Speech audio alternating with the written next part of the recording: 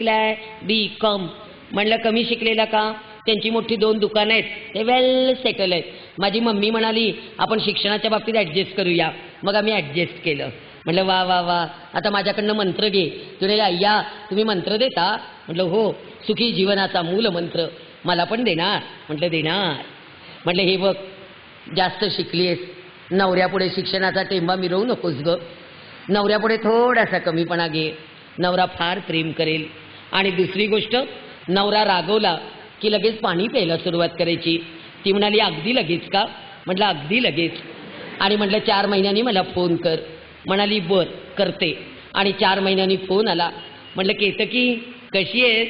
काकू मी इतकी मस्त आहे, माझं मस्त चाललंय. काल यांनी मला चुडीदार घेतला, आमचं छान चाललंय. म्हटलं काय काय केलं? काही नाही, हे रागवले ना की मी लगेच पाणीच पिते.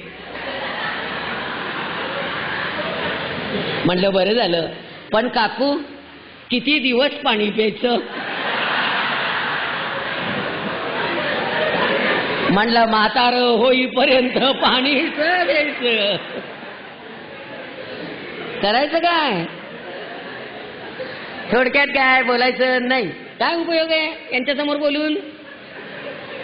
आज एक बोलता तर उद्या दुसरंच बोलता येणार. काय अवघड असतं. नवरा समजून घेणं फार अवघड आहे बाई.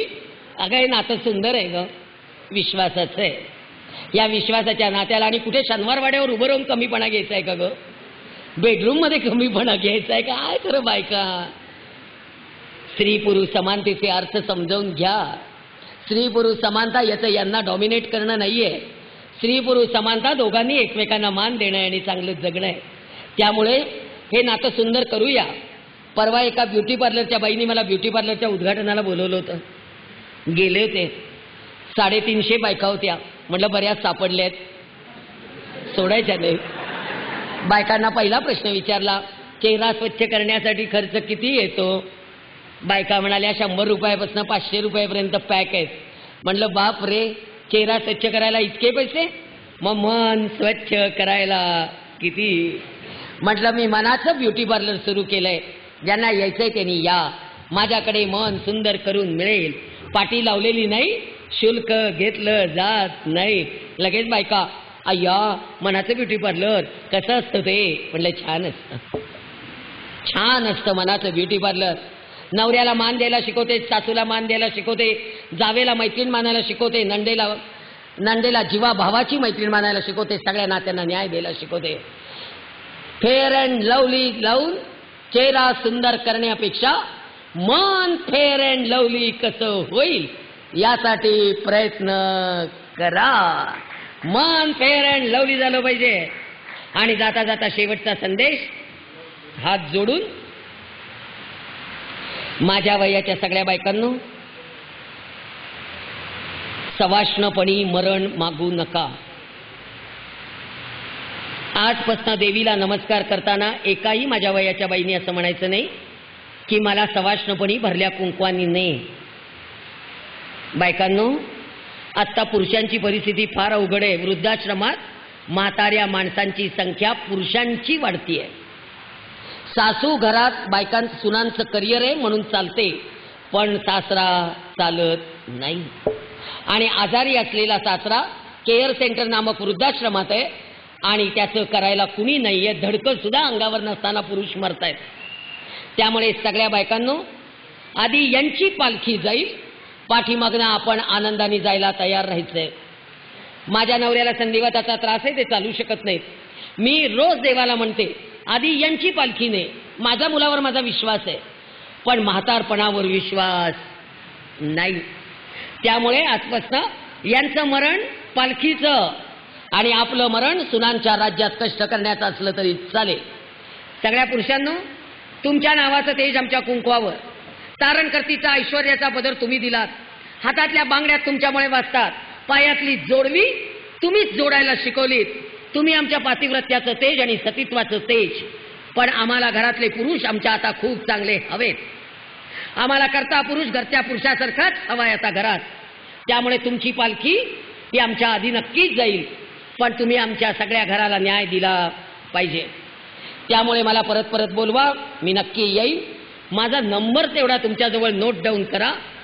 माझा नंबर आहे 93 70 40 49 93 93 70 40 49 93 आणि माझा घरचा नंबर आहे 0217 2 60 64 93 0217 2 60 64 93. त्यामुळे मला परत परत बोलवा, मी नक्की येईल. या दोन्ही नंबरवर फोन करा. माझा लागला नाही तर घरच्या फोनवर करा. तुळजापूर अक्कलकोटला जायला तर घरी या, जरा काम बघायला या. कशी जगतात मुलं आईशिवाय आणि कसे मरतात आई वडील मुलांच्या शिवाय, तमाशा बघायला या. एक आई सोलापूरच्या कोपऱ्यामध्ये मरतीये 1.5 महिना. प्राचार्य असलेल्या मुलाला मी रोज फोन करते, येत नाहीये. 1500 रुपये खर्च येतो पण तो द्यायला पण येत नाही. तुमच्यासारख्या लोकांकडनं पैसे गोळा करून करून करून आई सांभाळतीये. त्या आईचा जीव जात नाही आणि पोरग बघायला येत नाही. काल शेवटी शेवटचा निरोप आलाय पोराचा, काही झालं तर उरकून घ्या.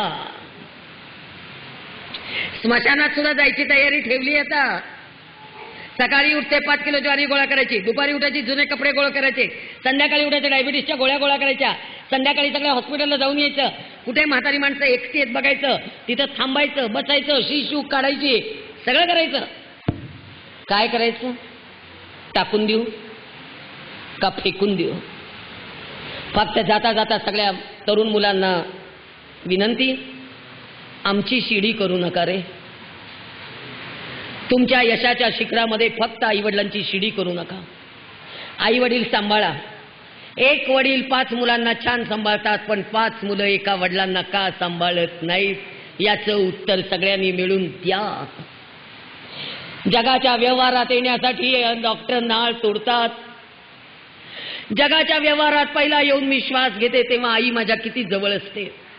मग आई शेवटचा श्वास घेताना आपण जवळ नको का? सगळ्यांनी मिळून विचार करा. परत परत बोलवा. भारतीय कुटुंब व्यवस्था सुंदर आहे, टिकवा. आणि ही टिकवायचीच आहे.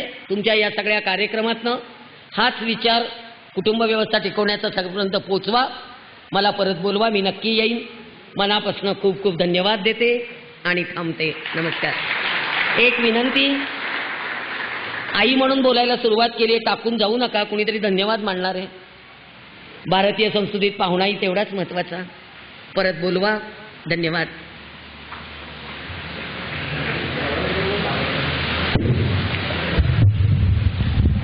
संघर्ष बहुउद्देशीय सेवा संस्थेमार्फत आयोजित केलेल्या या संघर्ष महोत्सवामध्ये आज या ठिकाणी सोलापूरच्या सुप्रसिद्ध समाजसेविका ॲडव्होकेट अपर्णा रामतीर्थकर यांनी व्याख्यान सादर केलं. आमच्या विनंतीला मान देऊन त्या इथं आल्या आणि त्यांनी व्याख्यान दिलं, त्याबद्दल मी आमच्या संस्थेच्या वतीनं त्यांचा अत्यंत आभारी आहे.